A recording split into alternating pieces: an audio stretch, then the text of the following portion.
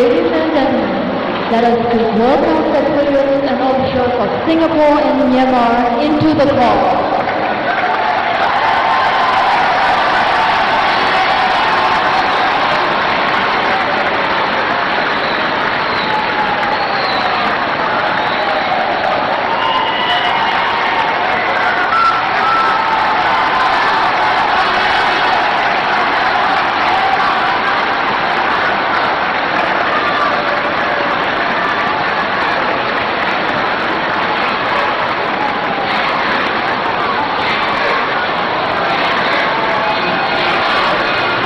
In court number 1, man-event number 1, representing Singapore as captain in journey number 2, Mohammed Maghrib bin Ibrahim.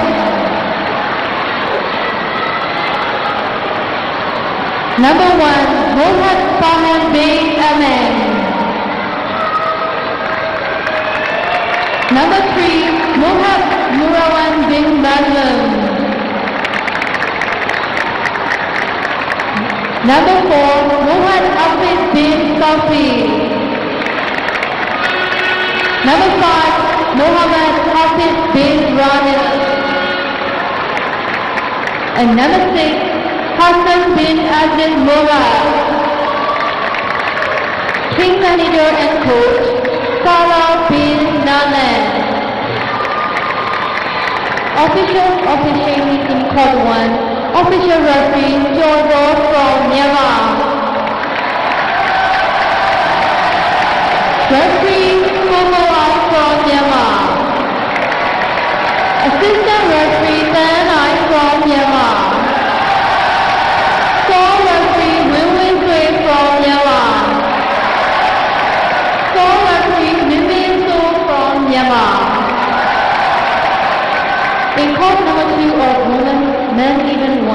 as captain in jersey number 4, Aung Yat Lin. Number 1, Aung Nai Hyo Han. Number 2, San Wei U. Number 3, Yo Do U. Number 4,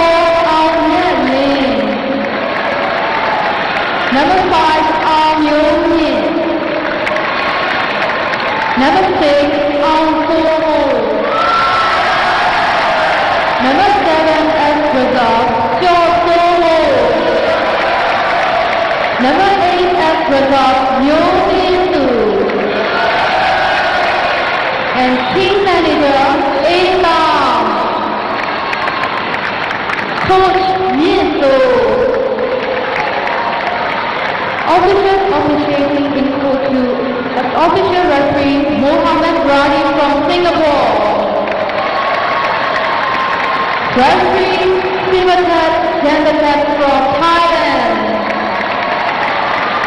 Assistant referee Prananoy Charles from Thailand. Sole referee Solomon from Philippines. Sole referee Bonara from Laos. Coaching, please take 2 minutes for warm-up. Thank you.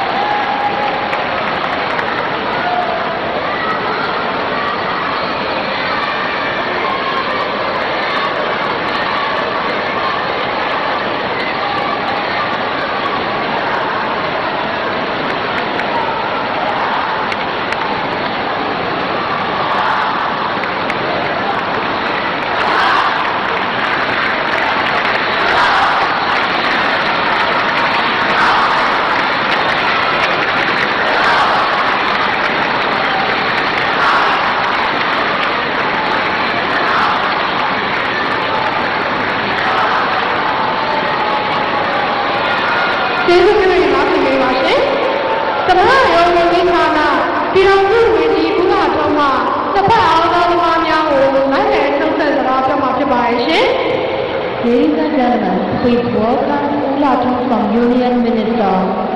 Thank you. ရရှိခဲ့ပြီးတော့ကမ္ဘောဒီးယားတင်းတော့ဂျာမနီယာ93မှတ်ရရှိတာဘောလုံးပွဲကိုတော့တရားလို့တွားခဲ့ပြီးဖြစ်ပါတယ်ဒါကြောင့်မလို့ဒီနေ့ဒီအပွဲစဉ်မှာရှင်တန်ပြီးတော့နိုင်ရရှိတဲ့တင်းဟာဘောလုံးပွဲကိုတရားမှာဖြစ်ပြီးတော့ကမ္ဘောဒီးယားတင်းနဲ့အရှင်မြန်သွားမှာလည်းဖြစ်ပါတယ်ဒီနေ့တင်းမှာရေပန်းဆက်ဆောင်တော့အေရှင်မြန်မာအတင်းဖြစ်ပြီးတော့အေရှင်မြန်မာအတင်းဟာဒီဇင်ဘာလ4ရက်နေ့ကရှင်နေကစားခဲ့တဲ့အခြေခံကြီး6ချက်မျိုးလူပြန်ပွဲမှာဆိုလို့ရှိရင်လည်းဘောလုံးပွဲဒီတယောက်ခဲ့ပြီးတော့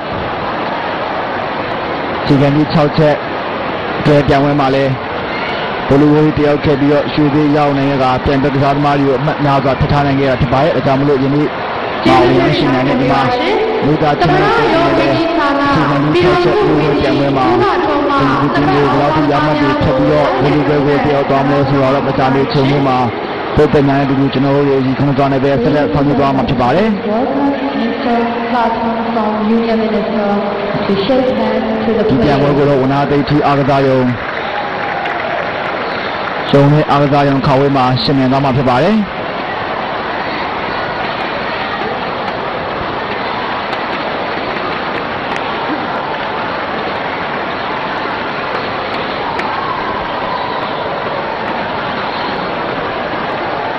ဒီဇင်ဘာလ9ရက်နေ့မနေ့ကရှင်မြန်ခဲ့တဲ့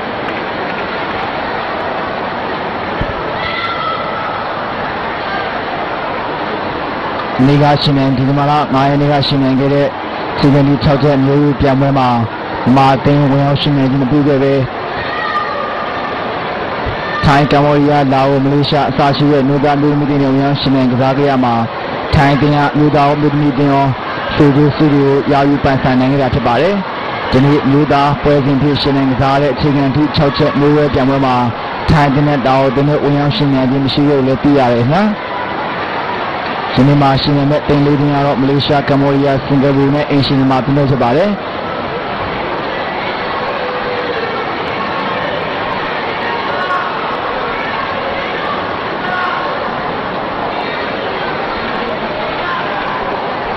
ဒီမှာတင်ရဒီမှာယူဝါချင်းလုံးအားကစားမှုဖြစ်ပေမဲ့လည်းဒီကျမှုအားကောင်းနဲ့တူပြင်ဆင်မှုတွေအများစွာပြုလုပ်ခဲ့ကဒီမှာယူဝါချင်းလုံးပြောင်းလဲကိုအကောင်းမွန်ဆုံးရလဒ်တွေအကောင်းမွန်ဆုံးအရေးချင်းဒီနေ့အတူရှင်နိုင်ခဲ့ပြီးတော့ပြီးခဲ့တဲ့ဒီဇင်ဘာလ4ရက်နေ့29တင်မြောက်ရှိတော်အာရှအကစားပြိုင်ပွဲရဲ့ပထမဆုံးနေ့မှာနိုင်ငံအတွက်ပထမဆုံးရွှေတိတ်ကိုအမျိုးသမီးချင်းလင်းကအရောက်ပေးခဲ့တယ်လို့ဒုတိယမြောက်ရွှေတိတ်စုကိုလည်းအမျိုးသားချင်းလင်းကအရောက်ပေးခဲ့တယ်နော်ဒါကြောင့်မလို့ဒီနေ့မှာမြန်မာနိုင်ငံအတွက်တတိယမြောက်ရွှေတိတ်စုကိုမြန်မာရေးရချင်းလို့တင်ချမှန်ပြီးတော့ယူဆောင်နိုင်လားဆိုတာကျွန်တော်တို့ကြာမြင့်ထုံနေ့မှာကြီးထွားစွာနဲ့ဆောင်ရွက်ရမှာလည်းဖြစ်ပါတယ်ဒီဆိုလို့ရှိရင်တော့ပြန်ဝင်ကစားသမားရင်းနဲ့တာဝန်ရှိပုဂ္ဂိုလ်များမှတ်တရသက်သာရင်းနဲ့မြင်မှုဖြစ်ပါတယ်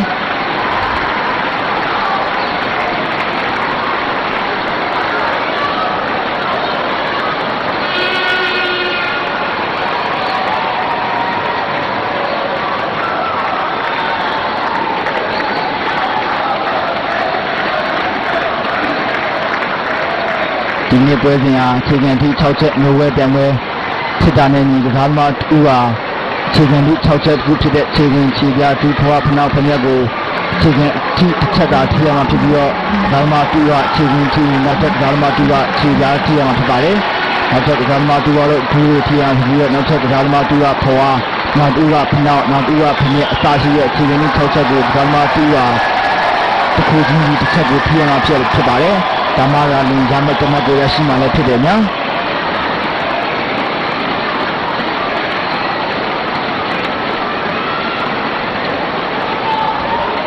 ဒီဆိုလို့ရှိရင်တော့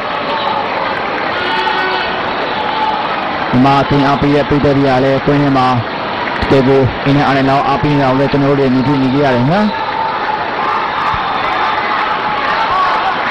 အကားဝိုင်းမှာရှင်ပြည်သူများနော်ဒီဆိုလို့ရှိရင်တော့အကမေချိန်မှာပြန်လို့ကြရဆက်ပြီးရှင်နေမှာဖြစ်ပါတယ်။ဒါမှမဟုတ်ရတော့ကွင်းထဲမှာအစ်စ်နေထားတော့အရှိနေရတယ်လို့ဖြစ်တယ်နော်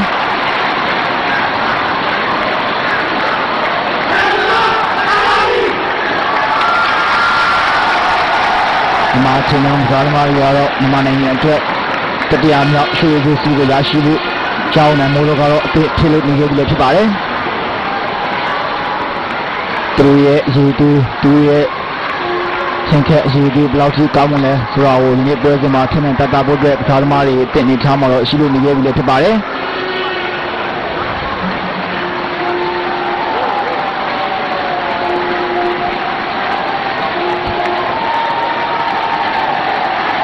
ဒီပွဲစဉ်တော့ဒီမှာယူဝချင်းလုံးဝိဒါတင်ရဲ့ဒီကပစားသမားတွေဖြစ်တဲ့အောင်မြတ်လင်းအောင်မျိုးမြင့်အောင်နိုင်ဖြိုးအောင်စိုးမိုးကျော်စိုးမိုးဝင်းမင်းတူမျိုးစောဦးတန်လင်းအစားရှိတဲ့ကစားသမားတွေကပေါဝင်လာခဲ့ရနော်ဒီကစားသမားတွေကဆိုလို့ရှိရင်ဒီမှာယူရာချင်းလုံးပြန်ပွဲလေးရေးစဉ်ဒီမှာတကယ်ကိုအားထားတဲ့ကစားသမားတွေဖြစ်တယ်ဒီကစားသမားတွေလည်းဆိုရတဲ့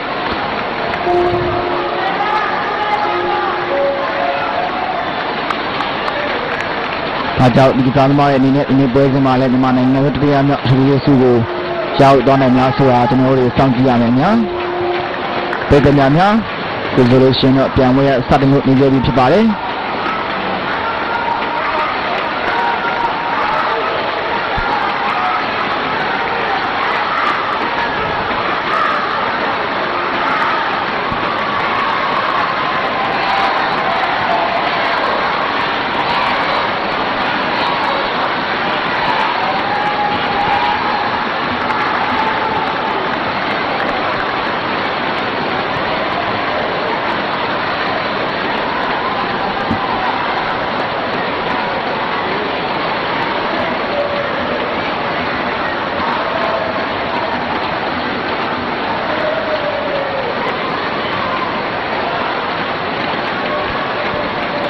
အားသာဝနာရှင်ပြည်တယ်များကိုဆိုလို့ရှင်တော့ပြန်ပွဲပါတီချင်းမရှိတဲ့ကစားသမားကြီးရဲ့တိတိလက်ချင်းနဲ့စင်ကိုပြည်တယ်များမြင်တွေ့နေကြရဖြစ်ပါတယ်။ဒါမီချိန်လေးမှာပြန်ပွဲကိုစတင်ရှင်နေတော့မှလည်းဖြစ်တယ်များ။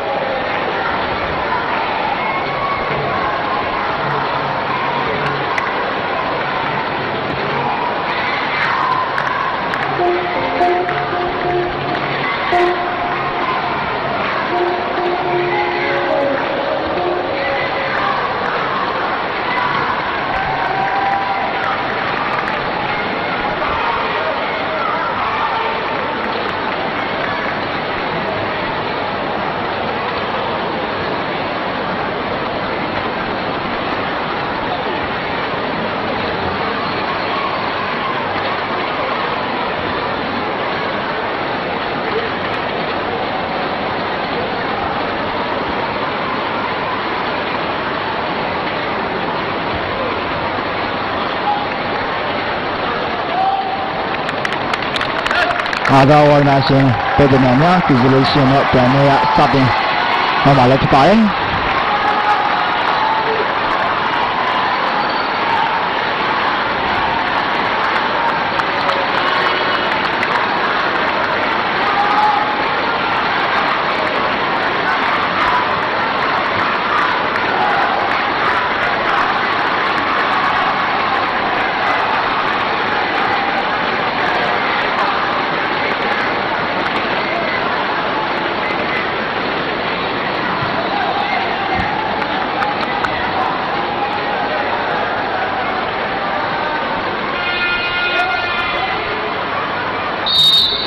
အားသာဝနာရှင်ပြည်တယ်များပြန်ပွဲစတင်ဖြစ်ပါတယ်။မှာတင်ရတော့စတင်ပြီးတော့ရှင်နယ်လေးဖြစ်တယ်နော်။ဒီရင်ที่6ချက်ရေဝဲပြန်ပွဲဖြစ်တာနဲ့အညီ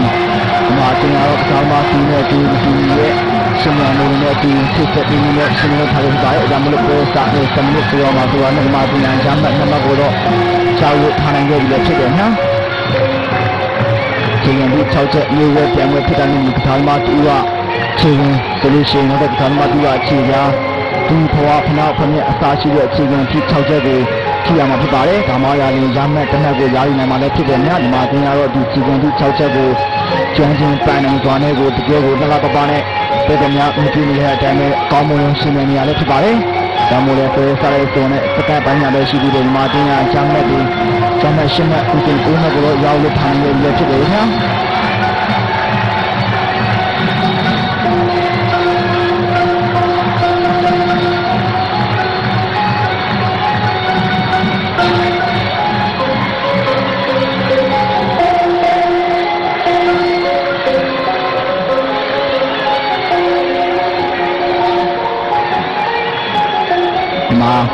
ဒီကချင်းပေးနေတဲ့ယူဝအမဇာမီဖြစ်တာနဲ့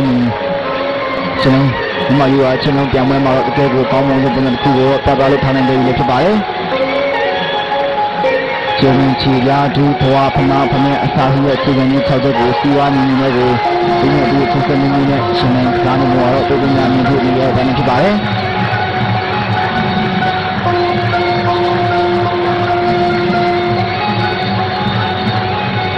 ဒီကနေ့ပွဲစားတမျိုးကြောင့်ဒီမှာတင်ရရတဲ့ကွန်မတီရရှိအောင်ဆက်ဆောင်ထားနိုင်တယ်လို့ဖြစ်တယ်ညာ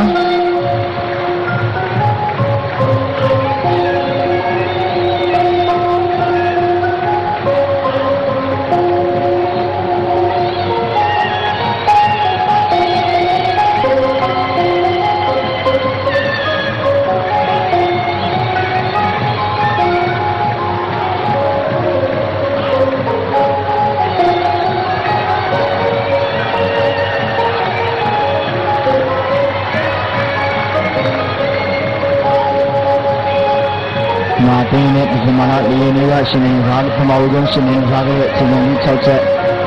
တွေ့တော့ပြန်မဲ့မှာကောင်းမွန်တဲ့နဲ့တရားပြီးတော့ဒီမှာနိုင်ငံရဲ့အရှုပ်ကြီးရောက်ပြီးကြတယ်လို့ဒီနေ့ပွဲကမှာဆိုလို့ရှိရင်ခြေခံကြီး6ချက်မျိုးပဲကျန်မှလည်းဒီမှာတင်းရတကယ်ကိုသူရဲ့ချင်းဆုံးဘယ်လောက်ရှိလို့ဆိုတော့ပိတ်တဲ့များကိုကောင်းမွန်တဲ့ပြတာအန်ရောက်လက်ကျွန်တော်တို့ဒီနေ့ရလည်းဖြစ်ပါတယ်ဓမ္မရှင်ရဲ့ကျွန်တော်ဒီကတော့ရာမဲ့စနနဲ့ဒီစတုံးနဲ့ပြကြပြီးထနေနေပါတယ်ကျွန်တော်တို့တင်းနဲ့အမအီဝါချင်းနဲ့နင်းနေတင်းနေနဲ့ပြည့်တင်တော့အကောင်းဆုံးပုံနဲ့တစ်ခုကိုကြောက်ပန်းဆိုင်နာလို့အတွက်ဒီနေ့ဒီချက်စံနဲ့ရှင်ဝင်နေရဖြစ်ပါတယ်က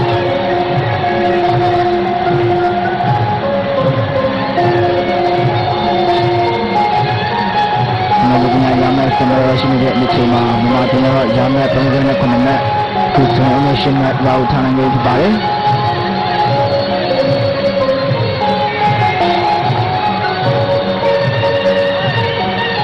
မာတင်းနေနဲ့ခြေခံထောက်ချက်ကြီးလေးရဲ့ပြန်ပွဲမှာခြေခံခြေရာပြီးဘဝဖနောက်ဖနဲ့အစာရှိတဲ့ခြေခံထိ6ချက်ကိုတင်းနဲ့တီးတဲ့ကိုဆက်စနေနဲ့ရှင်နေသွားတော့ဒီကိုကောင်းမွန်လာလို့လဲဆိုရမယ်နော်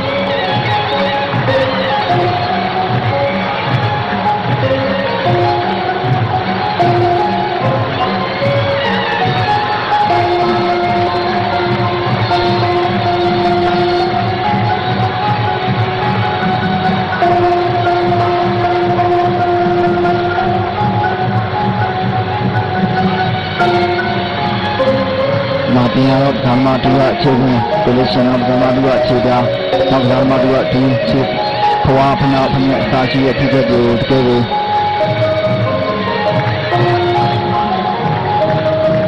ဒီကနေ့နဲ့ရှင်နေတော့လေကျွန်တော်တို့မြင်တွေ့ရရများဓမ္မလည်းဇာမတရားဒီနေ့နဲ့ပြန်လာတဲ့တကယ်ကိုကောင်းမွန်လာတဲ့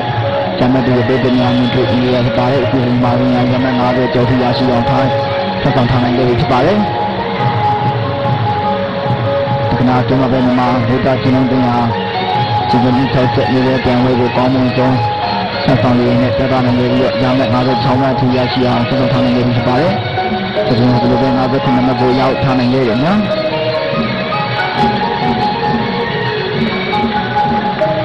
ဂျာမလို့မှာတင်းနေတဲ့ဆောင်းရရှင်နေကြတဲ့မြေရှာတင်းရဲ့ဘာမှရမယ်80ကိုကျော်ဖြတ်နိုင်မလား။ကမောရတင်းရဲ့ဘာမှရမယ်90ကိုဒီလိုကြောက်ဖြတ်မှာဆိုတာကျွန်တော်တို့ဖောင်းကြည့်ရမယ်ညပထမရှင်နေတဲ့ကျွန်တော်တို့ကတော့ဂျာမတ်23မှတရားရှိအောင်ဆက်ဆောင်ထားနိုင်ပြီဖြစ်ပါတယ်ကျွန်တော်တို့ဆော်ပိုင်းကပြဆက်ပေးကြလို့ပဲကျွန်တော်တို့တရားမအေဝါချင်းတို့ပြန်ပွဲနဲ့နေနေဆုံးနေတဲ့သူတို့ရာကောင်းမွန်တဲ့ပုံစံတစ်ခုကိုပြသနိုင်မှုအတွက်စေစားရှင်နေဖြစ်ပါတယ်မာတင်ရတော့ဒီမာတင်ရတော့ယူဝါချင်းတို့ပြန်ပွဲဖြစ်တာနဲ့ကောင်းမွန်တဲ့ပုံစံတစ်ခုနဲ့ဒီရှင်နေလာလဲကျွန်တော်တို့မြင်တွေ့နေရတယ်နော်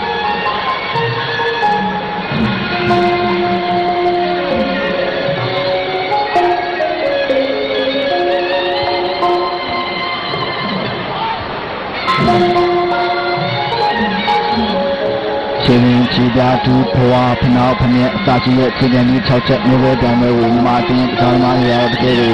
တူနဲ့တူအခြေစနစ်ချင်းနဲ့သွားဘဝဒေသများမြင်တွေ့ခဲ့တဲ့အတိုင်းနဲ့တကယ်ကိုနှပတိုးသက်လွန်လာတယ်ဖြစ်ပါတယ်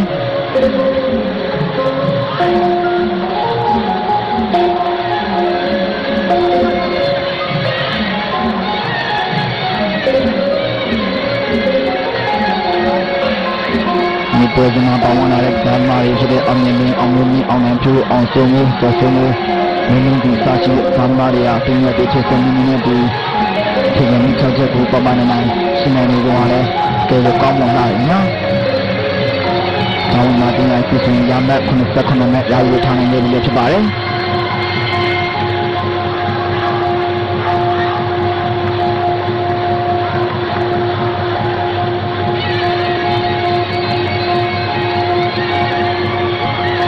ရှင်မရှင်နေတဲ့ဆင်လူတွေကတော့ရမယ်33နဲ့ရာယူထားနိုင်တယ်လို့ဖြစ်ပါတယ်။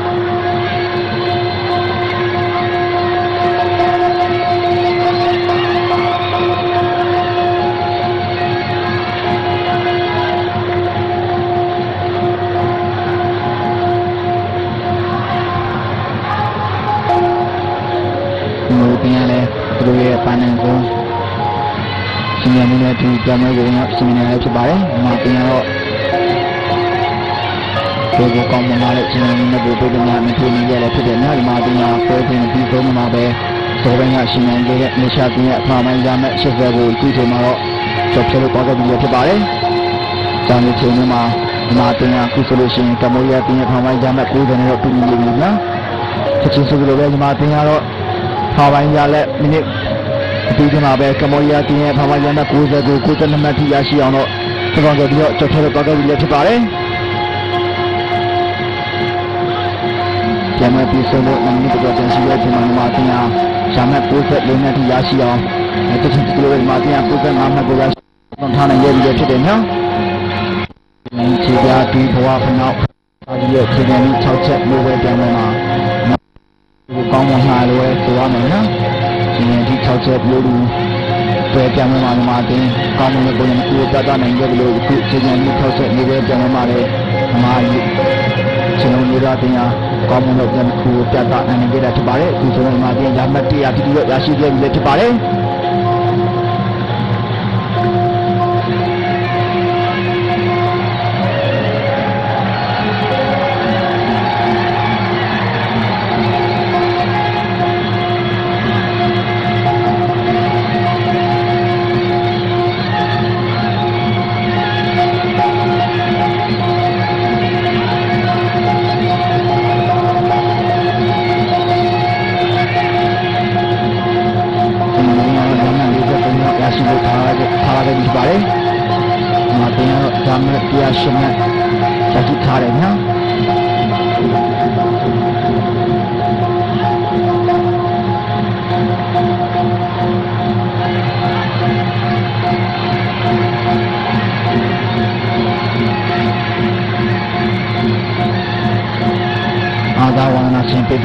ပြန်မပြီးဆုံးသွားတဲ့စက္ကန့်ပိုင်းမှာတော့လိုတော့တာဖြစ်ပါတယ်။အခုကျွန်တော်မှာဒီမှာရမယ်133မှတ်ရရှိအောင်ဘုရားနိုင်ငံဒီကချစ်ချင်းဆိုလိုပဲ134မှတ်135မှတ်ရရှိထားပြီးဖြစ်ပါတယ်။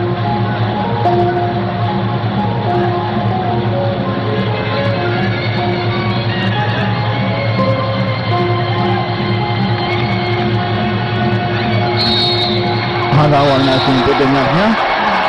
ဖာလိုင်းကပြည့်စုံနေပါရဲ့ဖာမပြည့်စုံနေမှာမတင်ရတဲ့ကိုကောင်းမွန်တဲ့ပတ်သက်နိုင်ခဲ့ပြီးတော့ရမယ်119မှတ်ထိရရှိအောင်စမ်းဆောင်ထားနိုင်ကြတာလည်းဖြစ်တယ်နော်။ဒါမှမဟုတ်မတင်ရစောပိုင်းကရှင်နိုင်ခဲ့တဲ့မေရှာတင်ရဲ့ဖာမိုင်းရမယ်မက်ရှစ်ကိုကြော်ဖြတ်နိုင်ခဲ့တယ်လို့ကမ္ဘောဒီးယားတင်ရဲ့ဖာမိုင်းရမယ်90ကိုလည်းကြော်ဖြတ်နိုင်ခဲ့တာလည်းဖြစ်ပါတယ်။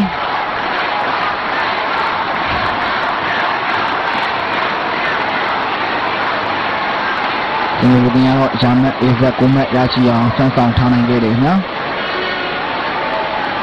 ဒါကြောင့်မလို့အခုဆိုလို့ရှိရင်ဒီမှာတင်ရစင်ရဘူးတင်းကိုအမှတ်တော်များကိုဖြတ်ကျော်ထားနိုင်ခဲ့တာဖြစ်ပါတယ်။ဒါကြောင့်မလို့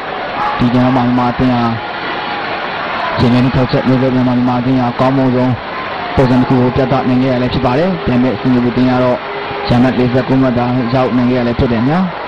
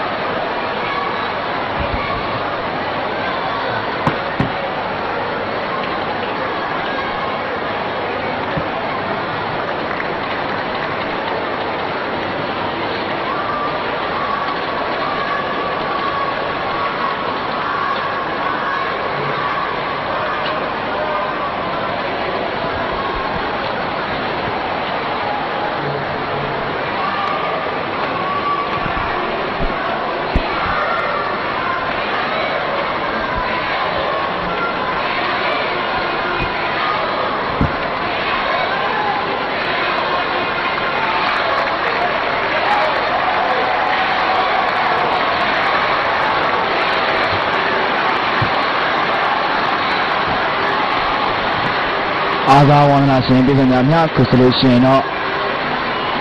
ချိန်ကန်ပြီး6ချက်မျိုးပဲပြန်ပွဲဒုတိယမြောက်ပွဲဝင်ဖြစ်တဲ့မြန်မာအသင်းနဲ့ဆင်နွှဲဖို့တင်ရွက်နိုင်တဲ့ရှင်မြန်ဒုတိယပိုင်းကတော့စတင်တော့မှာဖြစ်ပါတယ်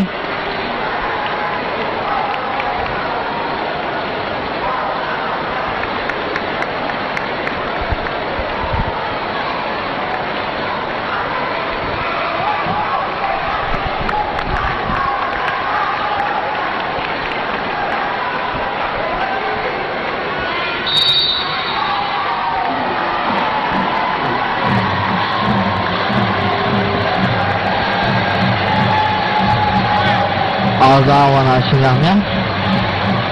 ချင်းလုံးပြန်ပွဲထဲမှာတစ်ခုပါဝင်ဖြစ်တဲ့အခြေခံအထိ6ချက်လူဝဲပြန်ပွဲ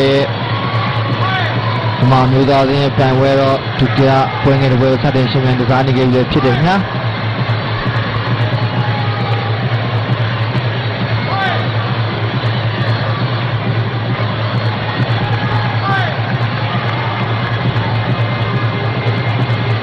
မာမျိုးသားအသင်းရဲ့ပထမပွဲငယ်ရှင်မြန်ကစားပြီးချိန်မှာတော့ရမှတ်118မှတ်ထိရရှိထားက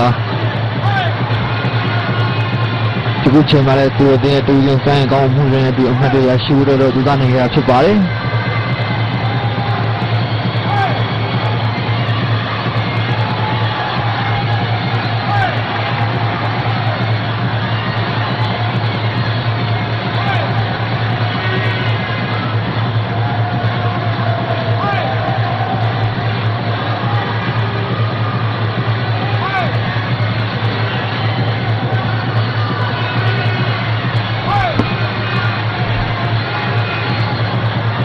နေရှင်မြန်စားနေတဲ့အာဇာနီကတော့ချင်းလုံးအာဇာနီရဲ့အခြေခံတွေဖြစ်တဲ့ခြေခွင်ခြေပြဒူဖွာဖနောက်ဖျက်အစရှိတဲ့အထိ6ချက်ကိုအာဇာသမားတူချင်းစီဟာတယောက်ကိုတမျိုးစီသာခြေခွင်ရရှိပြီးတော့6ယောက်ပြင်းမှသာလျှင်တမှတ်ရရှိတဲ့အာဇာနီတစ်ခုလည်းဖြစ်ပါတယ်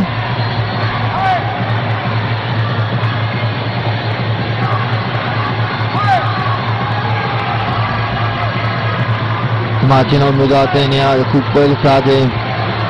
2မိနစ်နီးရှိလာတဲ့အချိန်မှာတော့သူတို့တင်ပထမပွဲငယ်ရောယခုရလက်ပါစုပေါင်းရမှတ်140ကျော်လည်းရရှိလာခဲ့ပြီလည်းဖြစ်တယ်ခင်ဗျာ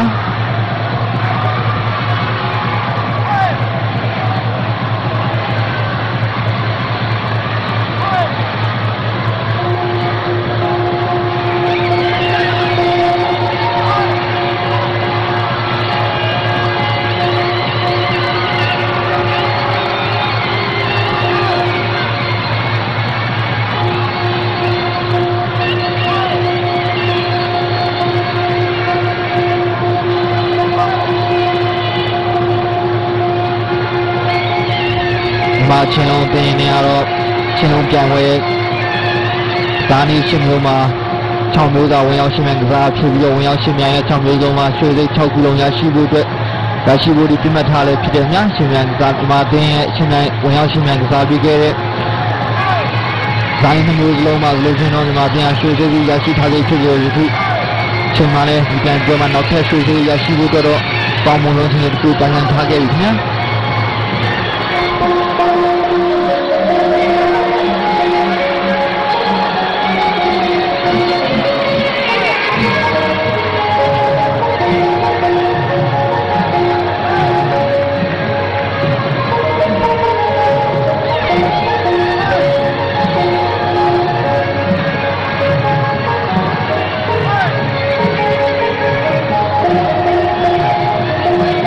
ရှင်မြန်ကစားနေတဲ့စီနီတင်ရတော့အခုချိန်မှာတော့ပထမပွဲငယ်နဲ့ဒုတိယပွဲငယ်အပေါ်ပေါင်းရှာမှတော့80မှတ်ထိရရှိနေခဲ့ပြီလေဖြစ်တယ်ခင်ဗျာဒီကဒုတိယပွဲငယ်ပွဲကစားခြင်းရလဲဒီမိနစ်ခန့်ကိုရောက်ရှိနေခဲ့ဖြစ်ပါတယ်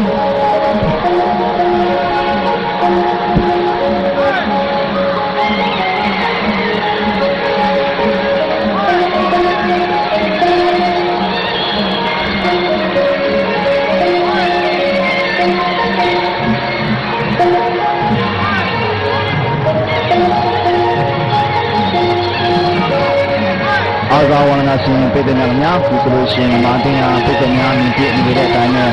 ခြေခံပြီး6ချက်မျိုးပဲပြန်ပွဲဒီရပိုင်းပွဲစဉ်မှာလည်းထောင်ပိုင်းကချက်ကိုဒီနေ့ပြီးတော့ကောင်းဆုံးရှင်မြန်ကားနေတဲ့က ဒီနေ့ဒီချစ်တဲ့နေ့ဒီလိုလိုနေရတဲ့တကယ်ကိုကောင်းမွန်လာတော့ပြည်သူများမြင်တွေ့နေရတဲ့အတိုင်းဖြစ်ပါတယ်။ကျောင်းမှာတင်ရခုဆိုလို့ရှိရင်ဒီပေါင်းရမယ့်တရားခုနှစ်ဆက်တနက်ထိရရှိအောင်ဆုံးဖြတ်ထားနိုင်ပြီဖြစ်ပါတယ်။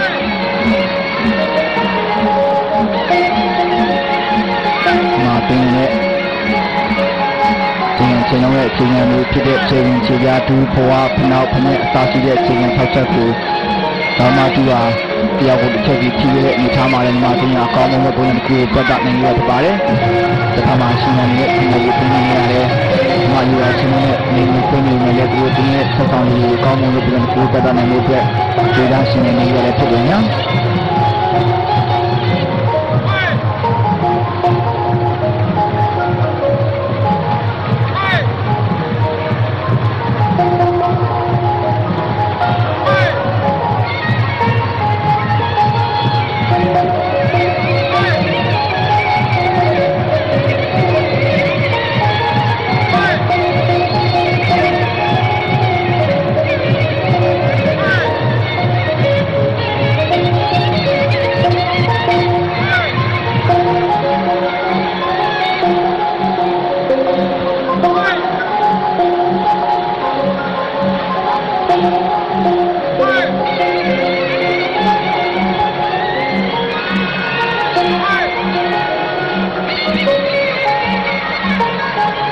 ပမာရှင်နေတဲ့စင်ကိုတင်ရတော့ရမတ်ဒီရပိုင်းရမတ်33မှတ်ရရှိအောင်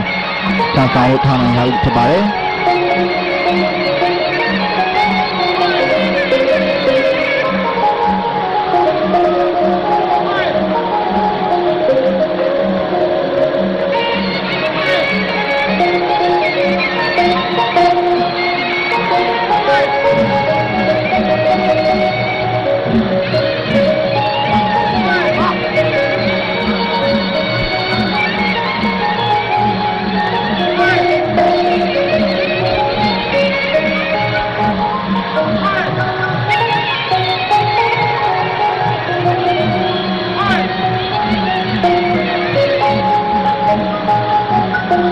ချင်းလောင်အာဇာနီဟာမာရီနဲ့ခွဲထားလို့မရတော့တဲ့ကစားနည်းတစ်ခုဖြစ်သလိုအခုချိန်မှလည်းမျိုးသားချင်းလောင်တင်ရဆိုလို့ရှိရင်တော့ဇူရာအာဇာနီတစ်ခုကိုချင်းကစားနေရတဲ့ပြည်ချာအသင်းအာဇာမိုက်ထောက်ပုံမှုပြီးတော့တင်လိုက်ဖွဲ့စည်းပုံတွေတော့တူးချင်းစဆောင်ရည်တော့ပုံမှုကောင်းမွန်တဲ့ပုံစံနဲ့ပြတ်သားထားခဲ့တယ်ညာဒီပုံစံတွေနှစ်နှစ်ကျော်လာတင်ရှိတဲ့ချိန်မှာဒီမှာတင်ရမှဟာ204မှတ်ရရှိခဲ့ရဖြစ်ပါတယ်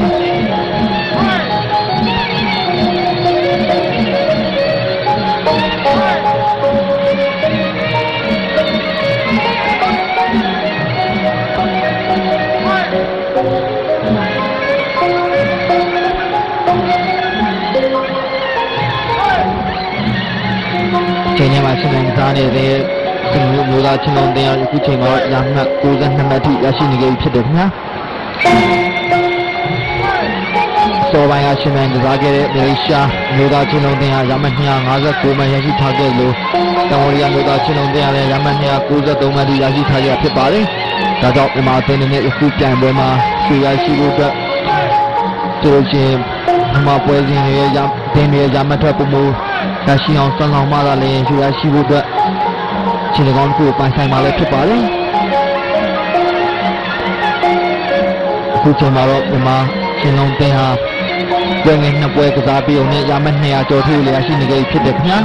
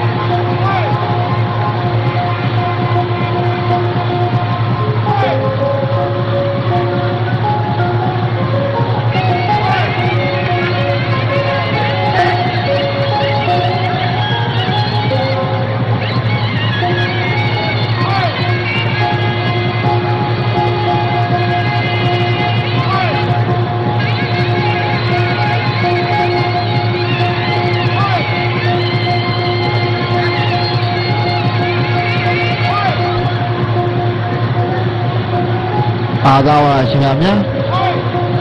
ခြေခံအထိ6ချက်မျိုးပဲပြိုင်ပွဲအမျိုးသားဒီမှာမျိုးသားချင်းလုံးအားသာဝါရဲ့ဒုတိယပွဲငယ်ပွဲစဉ်အောင်ပြီးဆုံးဖို့စက္ကန့်နိုင်ငယ်တာကျန်ရှိတော့ဖြစ်ပါတယ်ဒီချိန်မှာတော့ဒီမှာမျိုးသားချင်းလုံးတင်ရှားမှတ်232မှတ်ထိရရှိနေကြတယ်ဒီမှာ233မှတ်အထိထားဖြစ်ပါတယ်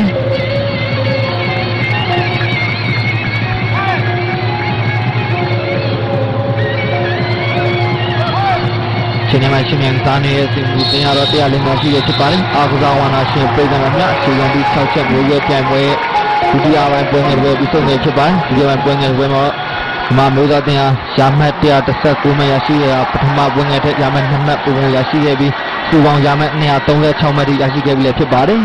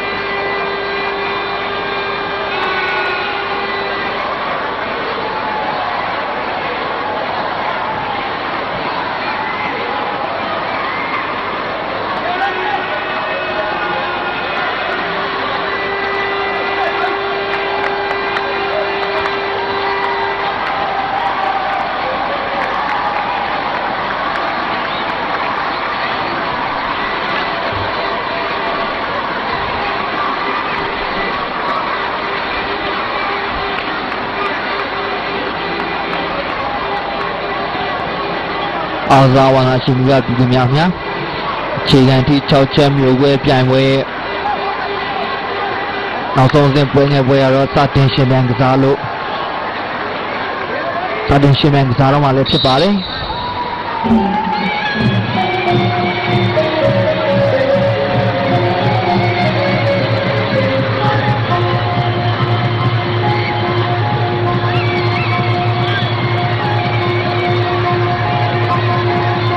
မျိုးသားချင်းလုံးတင်ရတော့ပွဲစတယ်ဆိုတာနဲ့သူချင်းဆက်ဆောင်ရေးရောဟန်ချက်ညီညီနဲ့ဆက်ဆောင်စားနိုင်ရအမှတ်တွေရောစတင်ရရှိနေပြီဖြစ်ပါတယ်ပွဲစတင်စက္ကန့်ပိုင်းမှာဒီမှာတင်စုပေါင်းရှာမှတ်240ကျော်ထိရရှိနေပြီဖြစ်ပါတယ်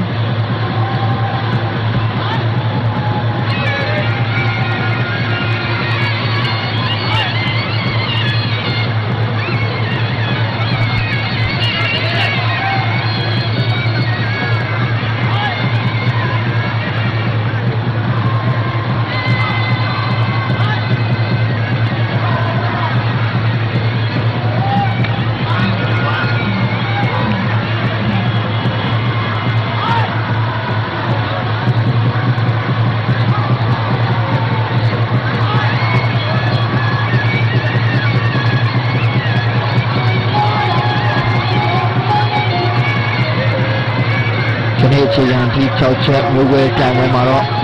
မျိုးသားပွဲစဉ်တွေကမလေးရှားကမ်ဘောဒီးယားစင်ကာပူမြန်မာစရှိတဲ့နိုင်ငံတွေမှာ၄ သင်းကဝင်ရောက်ရှင်ပြိုင်ရဖြစ်ပြီးတော့ခြားပြိုင်ပွဲတွေဝင်ရောက်ရှင်ပြိုင်လေးရှိတဲ့ထိုင်းသင်းနဲ့လာအိုမျိုးသားသင်းတို့အခုပွဲစဉ်မှာပါဝင်ရှင်ပြိုင်ခြင်းမရှိတာလည်းဖြစ်ပါတယ်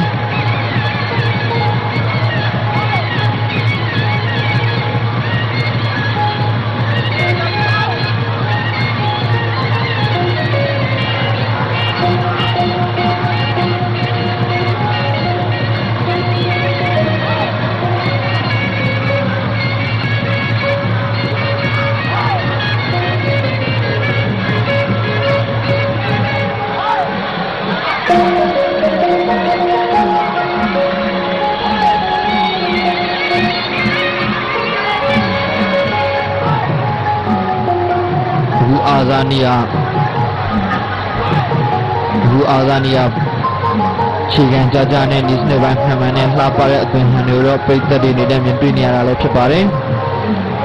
ဒီမှာမျိုးသားတင်နေရတော့ပိတ်စားခြင်း9 မိနစ်ကျော်ခန့်ကြာရှိနေတဲ့အချိန်မှာရာမှတ်260ကျော်ရရှိနေရဖြစ်ပါတယ်။ဒါကြောင့်ပထမပွဲစဉ်ကရှင်းပြကစားခဲ့တဲ့မလေးရှားတင်259မှတ်ထက်တော့ပုံမူရရှိလာခဲ့ဖြစ်တယ်ခင်ဗျာ။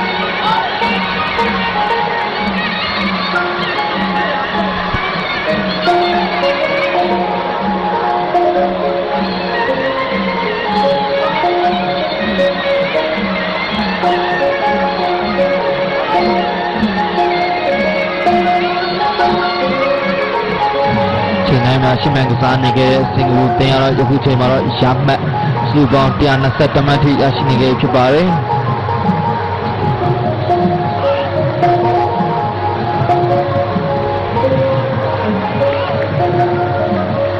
အခုပြန်ပွဲမှာကမ်ဘောဒီးယားတင်နေတဲ့293မှတ်ထိရရှိအောင်ဆွမ်းဆောင်ထားနိုင်ခဲ့ကြအခုချိန်မှာတော့ကမ်ဘောဒီးယားတင်အမှတ်များဆုံးထိထားအသင်းဖြစ်လို့မြန်မာအသင်းရောအဆိုပါရမှတ်စံချိန်ကိုကျော်လွန်နိုင်ဖို့တော့ကတော့ကြံမိနစ်တွေမှာရမှတ်တော်ရရှိဖို့ကတော့ဒီကံတွေဖြစ်ပါတယ်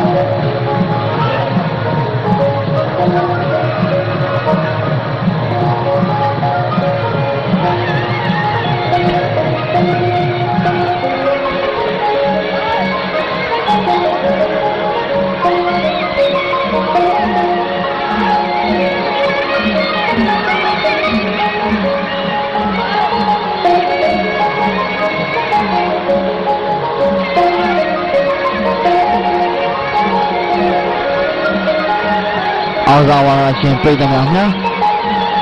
ဒီလိုလို့ရှင်တော့ပွဲစားချိန်ဟာ9 မိနစ်ခန့်ရောက်ရှိလာခဲ့ပြီဖြစ်ပါတယ်အခုချိန်မှာတော့မြန်မာမျိုးတင်ကမ်ဘောဒီးယားမျိုးတင်ရမှတ်ကိုကျော်လွန်မှုအတွက်အနေငယ်ပဲလိုအပ်တယ်ဖြစ်ပါတယ်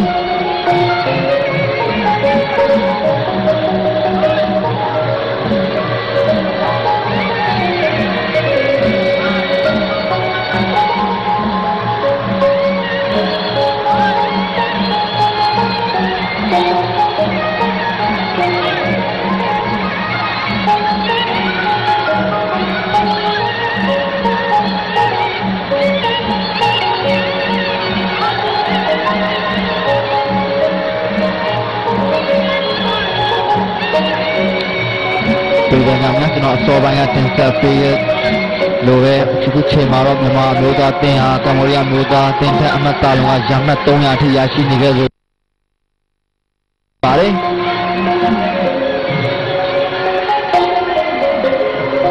ဒါအခုပြန်ပွဲမှာဖျက်ဖျက်ဆုံးရရှိခဲ့တဲ့ကမ်ဘောဒီးယားတင်ရဲ့ရမှတ်စံချိန်ကိုတော့ကျွန်တော်တို့နေခဲ့ဖြစ်တယ်ခင်ဗျာ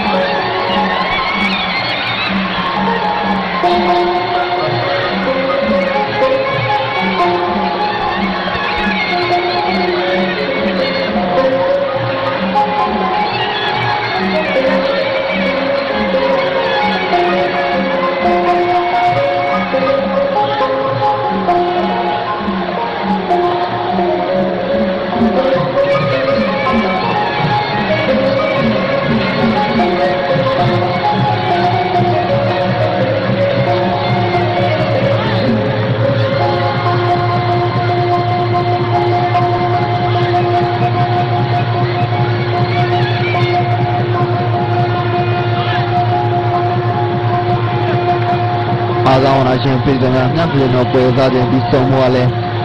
3မိနစ်ခန့်သာကျန်ရှိတော့ဖြစ်ပါတယ်အခုချိန်မှာတော့မြန်မာမျိုးသားချင်းတော်တင်ရမှာတော့310နဲ့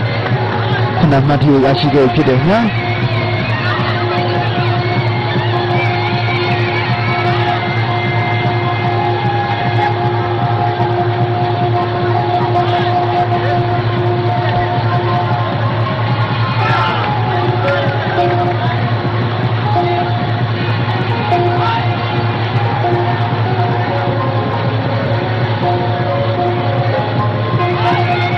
ချင်းလုံးတင်နေရတော့ဒီမှာရွာအာဇာနည်ဖြစ်တာနဲ့အညီခြေခံထီရဖြစ်တဲ့ခြေဝင်ခြေပြဒူခွာဖနောက်ဖမျက်အစရှိတဲ့ထီကျက်တွေကိုညခြားတင်ရပုံမူပြီးထိနိုင်ခဲ့ရဲ့အခုချိန်မှာတော့ခြားတင်ရပုံမူပြီးရမှတ်တွေရရှိနေကြရလည်းဖြစ်ပါတယ်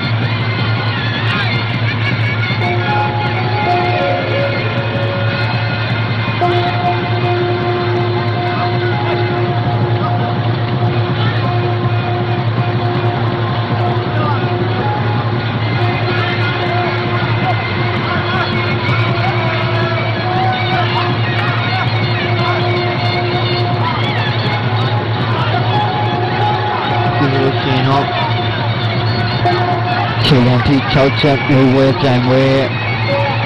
မြန်မာမျိုးသားပွဲစဉ်ရှင်တိုင်းနေခုပါလေဒီဆုံးဖို့10မိနစ်ခန့်သာကြာရှိတော့ဖြစ်ပါတယ်ဒီကနေ့မြန်မာမျိုးသားအသင်းဂျမနာတော့38မိနစ်ရရှိနေကြဖြစ်ပါတယ်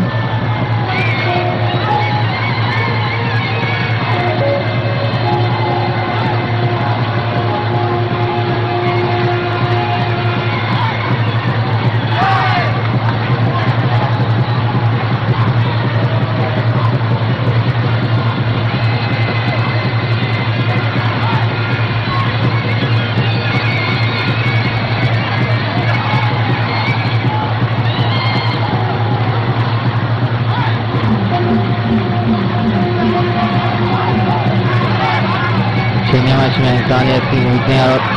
ကြောင်ကြောင်ချိတ်ဆက်မှာနိုင်ငံအားနဲ့နေရာကြောင့်ရမှတ်တွေနိုင်ငံဆုံးရှုံးနေရတာလည်းဖြစ်ပါတယ်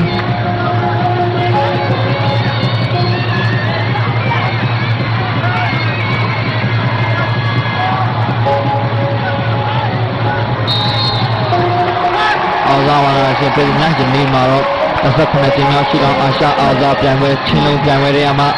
အခုပါဝင်ဖြစ်တဲ့ခြေခံဒီ6ချက်မျိုးပဲပြိုင်ပွဲမြန်မာမျိုးသားပွဲစဉ်ရှင်ပြိုင်ဒီဆုံးနေဖြစ်ပါတယ်ဒီဆုံးချိန်မှာတော့တတိယပွဲမှာမြန်မာမျိုးသားတင်ရရမှတ်113မှရရှိခဲ့ပြီးစုပေါင်းရမှတ်349မှရရှိခဲ့ပြီလည်းဖြစ်ပါတယ်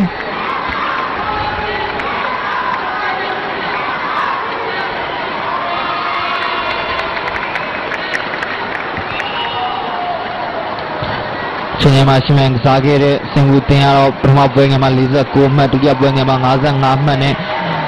နောက်ဆုံးပွဲငယ်ပွဲမှာလည်း55မှတ်ရရှိခဲ့တာစုပေါင်းရမှတ်159မှတ်ထိရရှိခဲ့တာဖြစ်ပါတယ်အော်ဒီမှာတော့တင်နေရတော့ဒီပြိုင်ပွဲကိုလိုလေးဒီကိုပြောသွားနိုင်ခဲ့ပြီဖြစ်တယ်ခင်ဗျာ And total score of Team Myanmar 349မှာကျွန်တော်တင်နေနောက်ထပ်စုသေးရရှိနိုင်မှုတော့ခွင့်ကောင်းတစ်ခုလည်းပိုင်ဆိုင်ခဲ့ပြီလို့ဆိုဖြစ်ပါတယ်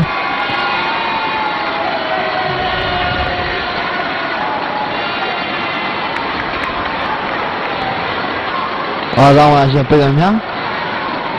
နာမပြိုင်ပွဲမှာဆွေးနွေးမြန်မာအသင်းဟာ349မိနစ်ထိပ်ဆုံးမှာရည်တည်နေတမ်မိုရီအသင်းဟာ293မိနစ်ဒုတိယနေရာမလေးရှားအသင်းကတော့259မိနစ်တတိယနေရာကနေရည်တည်နေကစင်မူအသင်းကတော့ရမှတ်159မိနစ်ဆွေးနွေးနေရာမှာရည်တည်နေကြောင်းတင်ဆက်ရင်းနဲ့ကျွန်တော်ရဲ့ဆွေးနွေးတင်ဆက်နေမှုကိုဒီမှာပဲကျွန်တော်ဝင်ပြုပါခင်ဗျာပြည်သူများအားလုံးပဲဆွေးနွေးချမ်းမြေ့ကြပါစေခင်ဗျာ